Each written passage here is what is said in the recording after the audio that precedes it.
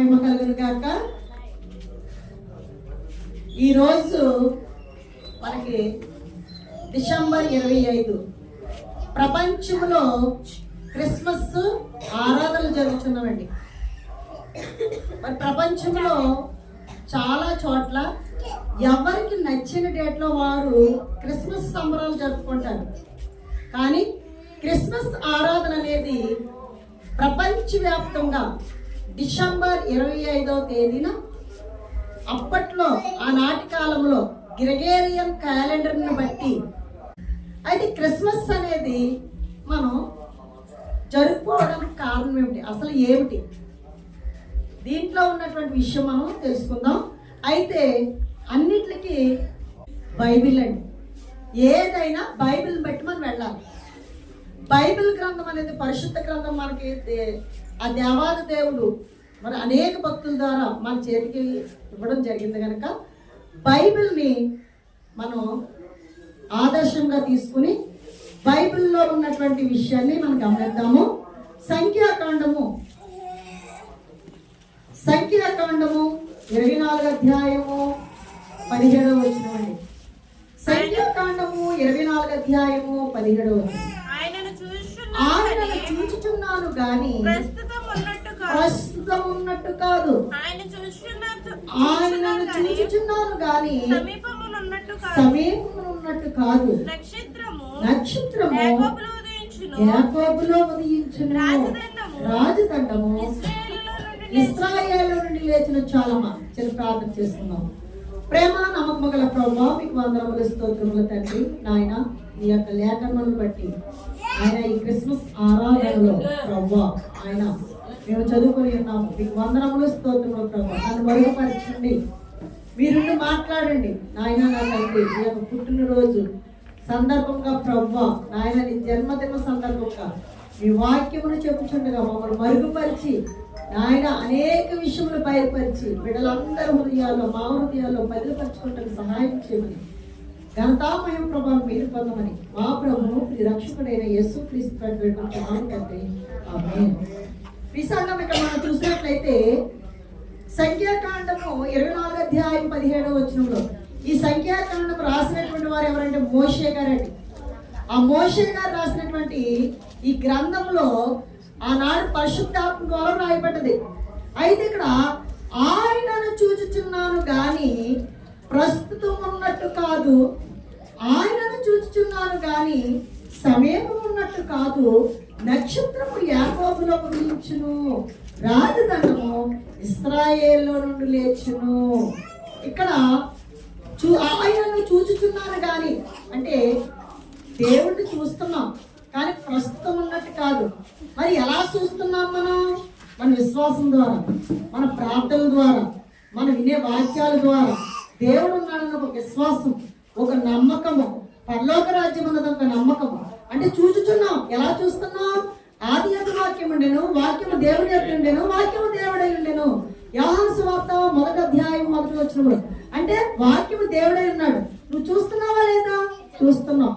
అయితే ప్రస్తుతం ఉన్నట్టు కాదంటే ఆయన్ను మనము మరి రెండవ రాకడలో ప్రస్తుతం చూస్తామండి ఈ సంగమా.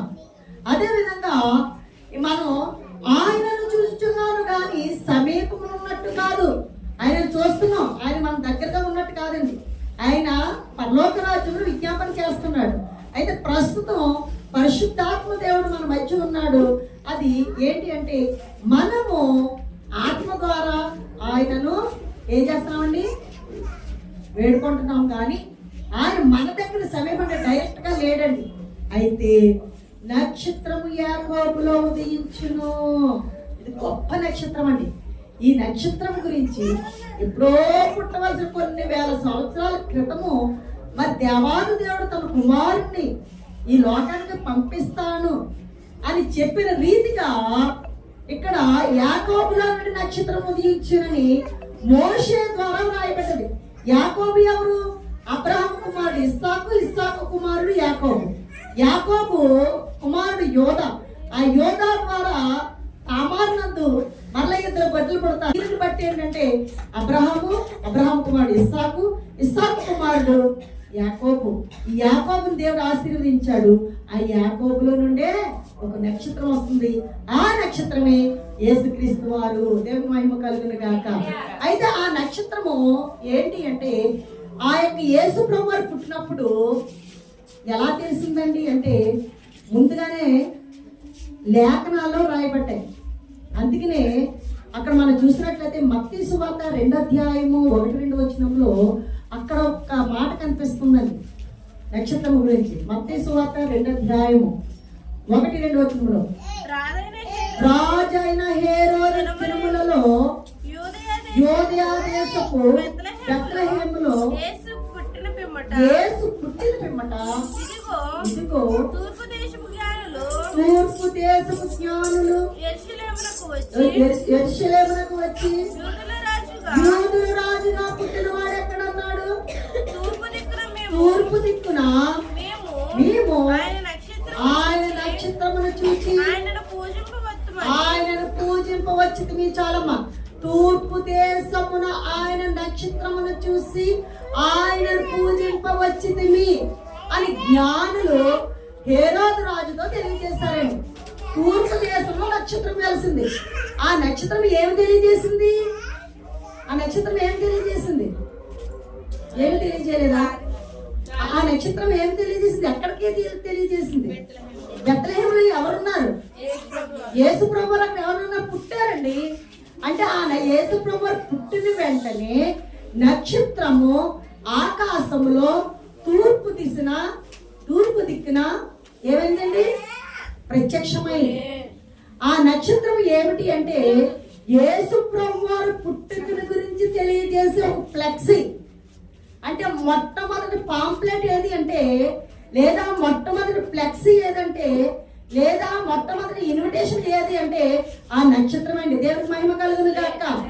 ఎందుకంటే ఆ నక్షత్రము ద్వారానే యేసు ప్రభువు వారు బెత్లెహేములో పుట్టారు అని తెలియడం జరిగింది.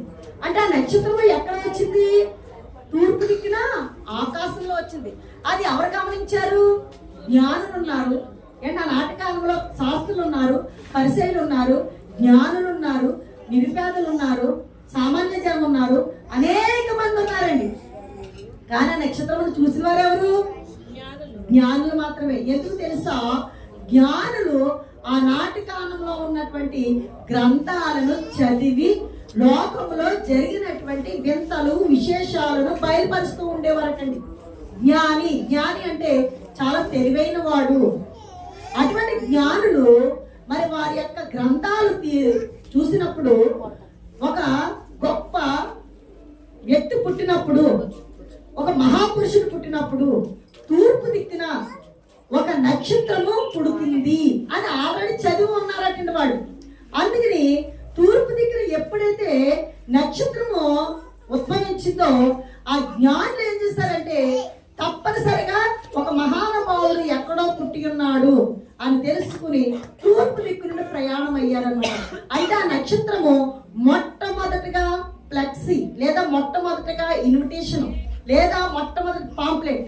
అంటే ఈ రోజు మనం క్రిస్మస్ జరుపుకున్నామంటే ఫ్లెక్సీ వేయిస్తాం. దేనికి?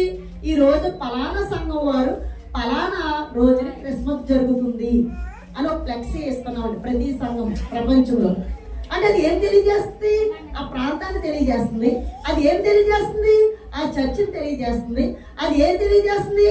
ఆ సంఘ బిడ్డలందరికీ కూడా పలానా రోజున క్రిస్మస్, లేదా పలానా రోజున సెలబ్రేషను, లేదా పలానా రోజున యేసుక్రీస్తు వారి పుట్టినరోజు జరుపుకుంటాము అనే ఫ్లెక్సీ తెలియజేస్తుంది. అదేవిధంగా ప్రపంచంలో యేసు ప్రభు వారు పుట్టినప్పుడు మొట్టమొదటగా తెలియజేసింది ఏంటి అంటే ఆ వింతైన తార. ఏ తార అండి అది? వింతైన తార. ఆ నక్షత్రము అప్పట్లో యెహోవా దేవుడు ఆకాశము భూమిని స్థాపించినప్పుడు ఏర్పాటు చేసినటువంటి నక్షత్రము కాదండి అది. ఆయన పుట్టినప్పుడే అక్కడ నక్షత్రము వెలసింది. అది మొట్టమొదటి మన పాంప్లెట్గా మనం చెప్పుకోవచ్చు. మొట్టమొదటి వేదిక ఏంటి? ఉదాహరణకి మనం మొట్టమొదటిగా ఇన్విటేషన్ ఇచ్చామండి, లేదా మొట్టమొదటిగా ఫ్లెక్సీ వేయించుకున్నాం. పలానా చోట సెలబ్రేషన్ జరుగుతుంది, పలానా చోట మనకి ఫంక్షన్ జరుగుతుందని ఒక ఫ్లెక్సీ వేయించాం, దాని వివరాలు అందులో ఉంటాయి. దాన్ని బట్టి తూర్పు దేశ జ్ఞానులు బయలుదేరారు ప్రియ సంగమా. అయితే దాన్ని బట్టి తూర్పు దేశ జ్ఞానులు బయలుదేరి వచ్చారు. హేరోదు దగ్గరికి వచ్చేటప్పటికి సుమారు 2 సంవత్సరాల కాలం పట్టింది. అప్పటికే యేసు ప్రభు పుట్టుక గురించి తెలుసుకున్నారు, కానీ యేసు ప్రభుని చేరలేదు వీళ్ళు వెంటనే బాలుడుగా ఉన్నప్పుడు. మరి యేసు ప్రభు వారి గురించి తెలుసుకోవడానికి మొట్టమొదటి వేదిక ఏమిటి అంటే పశువుల పాక. మొట్టమొదటి వేదిక ఏంటండి? పశువుల పాక. పశువుల పాక అండి. అంటే అక్కడ మనం చూసినట్లయితే మరియమ్మ గారు నిండు గర్భిణిగా ఉన్నప్పుడు మరి యోధియా బెత్లెహేము నుండి అక్కడ చూసినట్లయితే మనం ఎక్కడికి వెళ్ళారండి? ఎక్కడికి వెళ్ళారు? ఎక్కడ ప్రజాసంఖ్య వ్రాయబడిన కైసూరు ఔగుస్తోలు ఆజ్ఞ అయినప్పుడు వారు నజరేతు నుండి బెత్లెహేమునకు వెళ్ళారు. ఆమె నిండు గర్భిణి. అక్కడ వెళ్ళినప్పుడు ఆమె మరి ఏం చేసిందంటే ప్రసవించింది. కానీ బైబిల్ గ్రంథంలో అక్కడ సత్రంలో ప్రసవించినట్టు తెలియదు మనకి, పశువుల సాలలో ప్రసవించినట్టు తెలియదు ప్రియ సంగమా. ఎందుకు అంటే ఆనాటి కాలంలో రాసినటువంటి గ్రంథాలు ఎందుకు అంటే అవి అందరికి బయలుపరచబడలేదు. ఈ క్రిస్మస్ కూడా యేసు ప్రభువు పుట్టిన తర్వాత క్రీస్తు శకము 3వ శతాబ్దంలో అధికారంగా ప్రకటించడం వల్ల చేసుకుంటున్నాం. ఎందుకంటే ఒక గొప్ప వ్యక్తి పుట్టినప్పుడు ఆయన యొక్క పుట్టుక దినాన్ని ఇప్పుడు ఎలాగ అడ్డుకుంటున్నారో అప్పుడు అలాగే అడ్డుకునేవారండి. అర్థమవుతుందా మీకు? అంతేం తెలియజేయలేదు. అయితే ఈ యొక్క వేదిక ఏమిటి అంటే పశువుల పాక. ఎందుకు వేదిక అంటున్నామంటే ఆయనను ఒక చోట ఏం చేశారంటే పశువుల తొట్టులో పొరుండి పెట్టారు. అక్కడ ఎవరెవరు ఉన్నారు? మరియా, యోసేపు, యేసు ప్రభువు. ఇంకెవరూ లేరండి అక్కడ. పశువుల పాక దగ్గర ఎవరు ఉంటారు? వాళ్ళకి స్థలం లేకపోవడం వల్ల ఆ చంటి బిడ్డను తీసుకుని వచ్చి ఆ తొట్టులో పెట్టారు.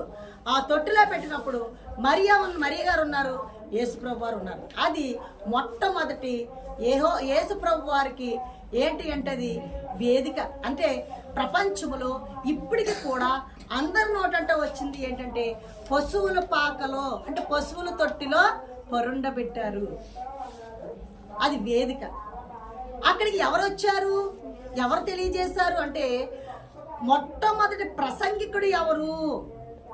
ఈ తెలియజేసిన మొట్టమొదటి ప్రసంగికుడు ఎవరండి ప్రపంచంలో? యేసు ప్రభు వారు పుట్టిన తర్వాత అనేక మంది ఈ లోక రీతిగా ఉన్నటువంటి ప్రసంగికులు చాలా మంది ఉన్నారు. అనేక మంది ప్రవక్తలు ఉన్నారు, అనేక మంది భక్తులు ఉన్నారు. ఏంటి వారి కాదు, యేసు ప్రభు వారు పుట్టిన తర్వాత ఆయనకి సాక్షాత్తుగా ప్రసంగం చేసినటువంటి ప్రసంగికుడు ఎవరు? మొట్టమొదటి ప్రసంగికుడు ఎవరంటే ఈ లోక ప్రసంగికుడు కాదండి, పరలోకములో దిగి వచ్చినటువంటి గాబ్రియేలు దూత. దేవునికి మహిమ కలుగును గాక. అంటే పరలోకము నుండి యెహోవా దేవుడు ఏర్పాటు చేసుకున్నాడండి. తన కుమారుని ఈ లోకమునికి పంపించినప్పుడు ఈ లోకం వారితో పని లేదు ఆయనకి. కనుక మొట్టమొదటి ప్రసంగము ఎలా చేశాడు అంటే మత్తయి సువార్త 2వ అధ్యాయము,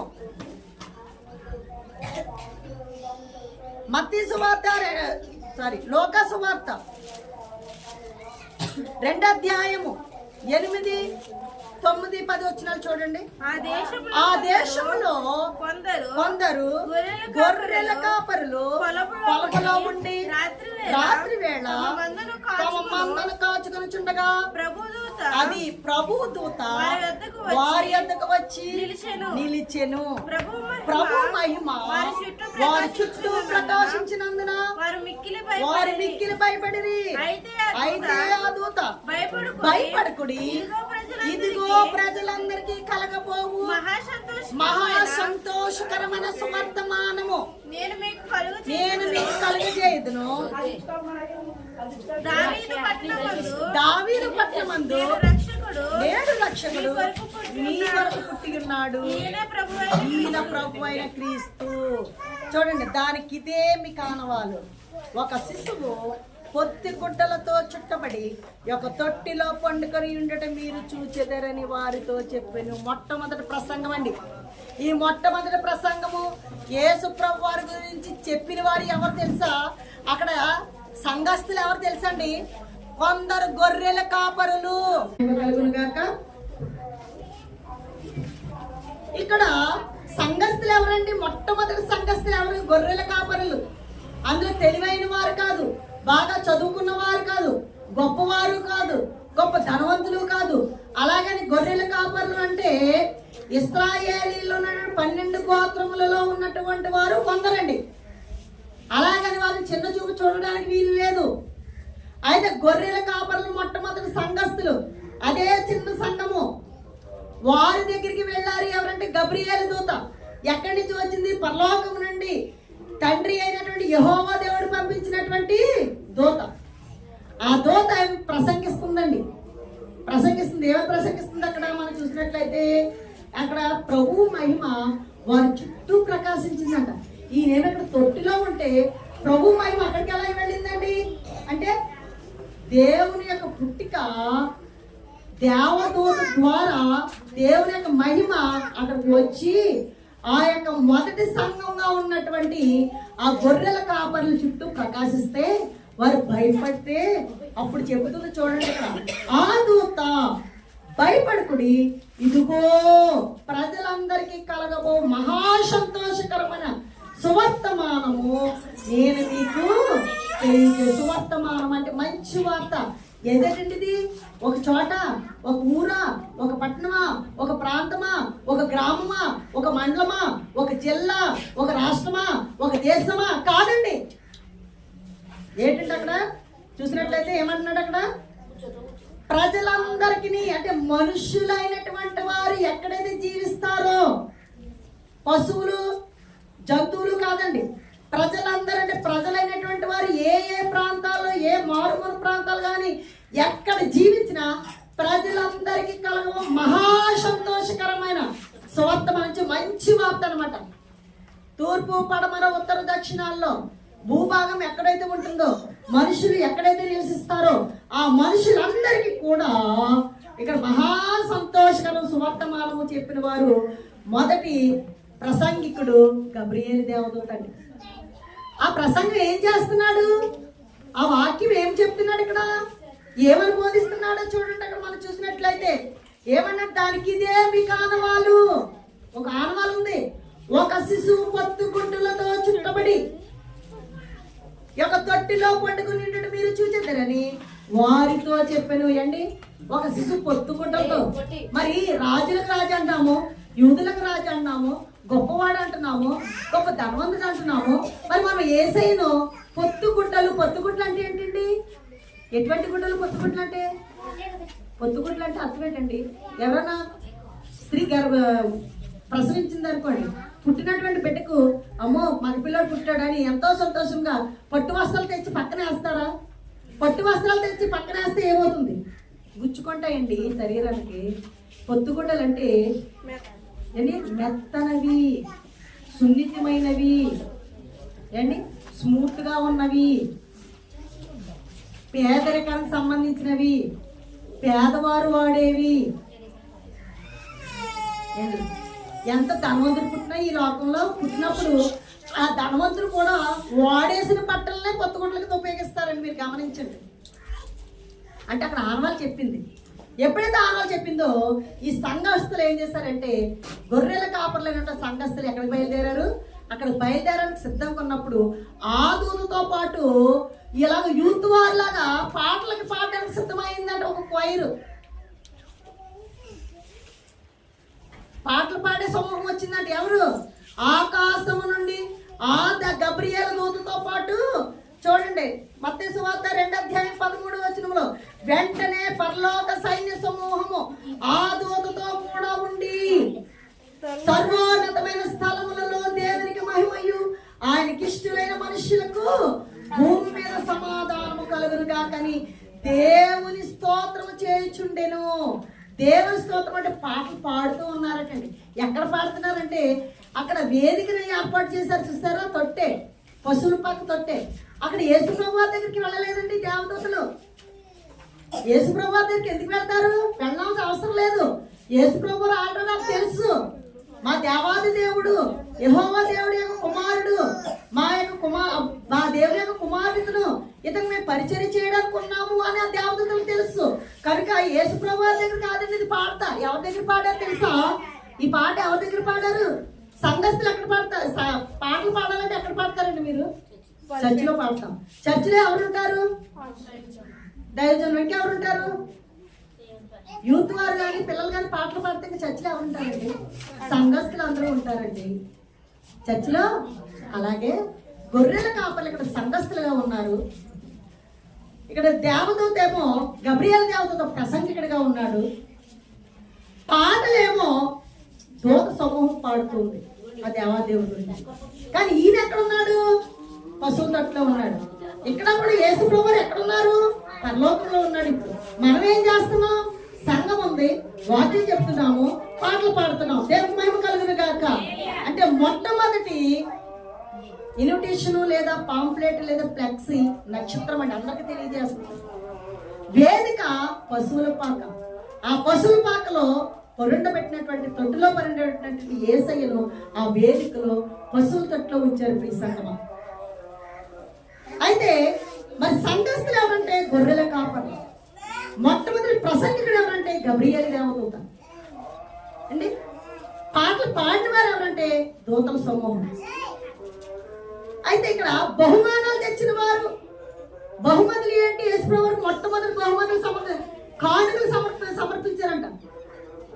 కానుకలు యేసుప్రభు వారికి పుట్టినప్పుడు పశువుల పాకలో తేలేదండి కానుకలు. గొప్ప గొప్ప వారు కనుక వారి జ్ఞానులు వచ్చినప్పటికి 2 సంవత్సరాలు పట్టిందండి కాలం. ఈ 2 సంవత్సరాల కాలంలో వారు ఎక్కడికి వచ్చారంటే యేసు ఉన్న ఇంటిలోనికి వచ్చి బంగారము, సాంబ్రాణి, గోళము సమర్పించారు. 3 ఈ యేసు ప్రభు వారికి ఈ లోకరీతిగా ఇచ్చినటువంటి కానుకలు.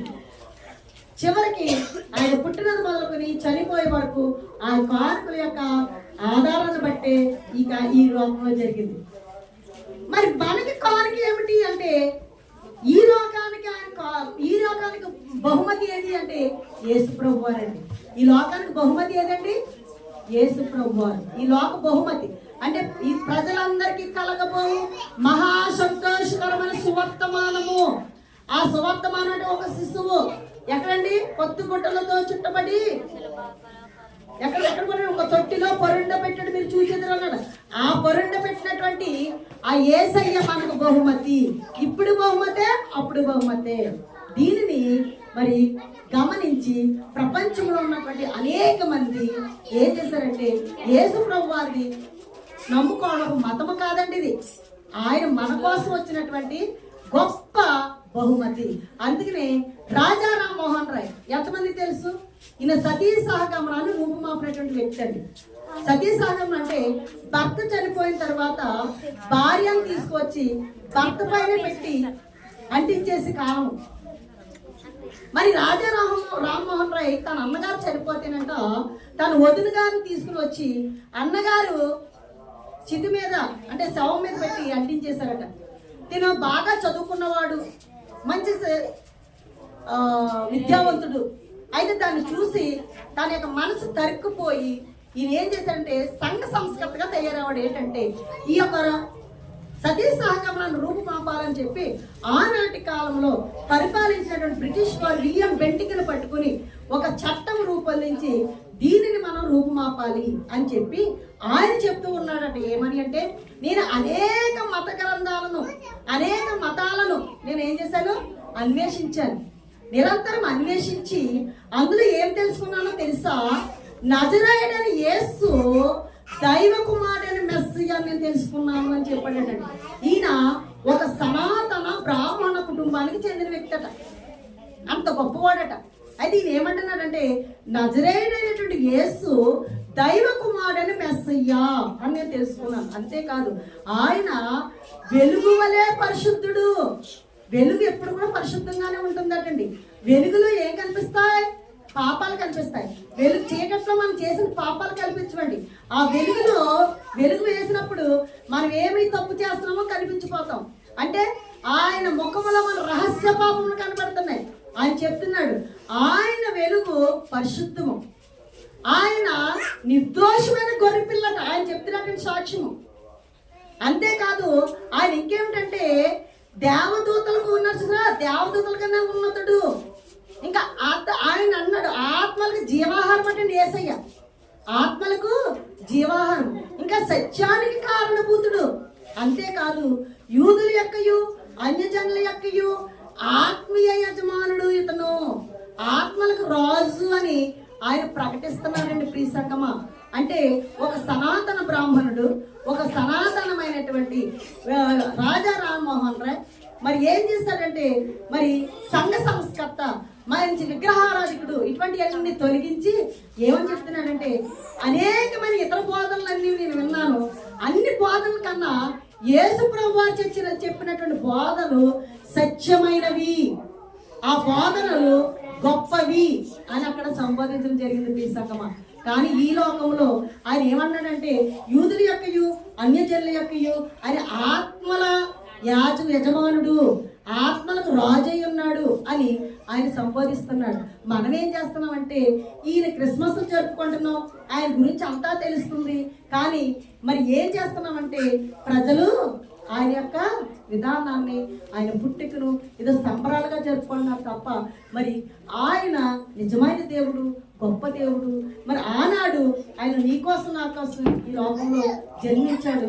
మన లోక పాపములు మరి అంటే మన పాపములన్నీ కూడా మోసుకొని కూర్చున్న గొర్రె పిల్లని యోహాన్ గారు చెప్పిన రీతిగా నిర్దోషమైన గొర్రె పిల్లని రాజా రామ్మోహన్ రాయ్ కూడా చెప్తున్నాడండి. ఆయన బైబిల్ను చదివిన తర్వాత, అనేక గ్రంథాలు అన్వేషించిన తర్వాత మన దేవుడు గొప్ప దేవుడు కనుక ఇది గమనించి మరి క్రిస్మస్ ఆరాధనలో మనం ఏంటంటే, మన దేవుడు ఆనాడు మరి నక్షత్రం వేయాల్సింది, మరి మా గబ్రియేలు దూత వార్తలు చెప్పింది, గొర్రెల కాపర్లు వచ్చారు, ప్రియ సంగమా, జ్ఞానులు వచ్చారు. కానీ ఇప్పుడు మనము వారందరూ చెప్పినటువంటి ఆచరిస్తూ మరి ఆనాడు పుట్టినటువంటి యేసయ్యను మన హృదయాల్లో చేర్చుకుని, మన హృదయాల్లో పుట్టిలాగున మన పాపములని విడిచిపెట్టి, చీకటి బ్రతుకుని విడిచిపెట్టి, ఆయన వెలుగు పరిశుద్ధంగా ఉంది కనుక మనము కూడా పరిశుద్ధులుగా ఉండేలాగా పరిశుద్ధాత్మ దేవుడు మనం నడిపించి ఆశీర్వదించును గాక. ఆమేన్.